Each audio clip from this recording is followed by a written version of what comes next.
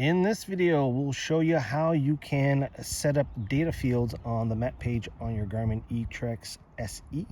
So we're going to go back and we'll start at our main menu, and the map page is underneath the tracking section. So we're just going to press OK. And we would like to have some extra data fields on our map page to give us a little bit more information.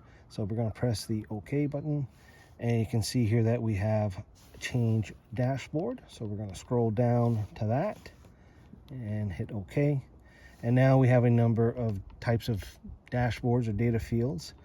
We're going to choose a large data field, and you can see that that is showing one data field at the very top. We're going to press OK again, and then we're going to edit the data field.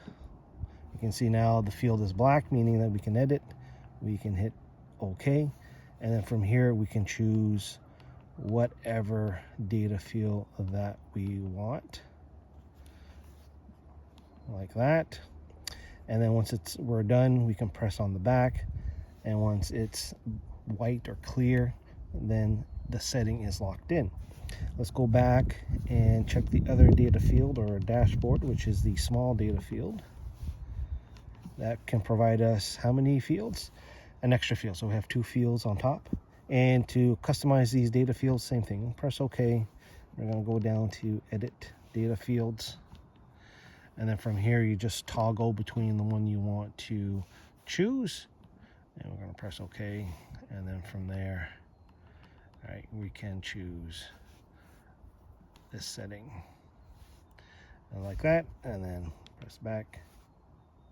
And if you want to remove the dashboards, data fields entirely, all you have to do is go to change dashboard, and then you can just simply select none, and that will bring it back to what it was before.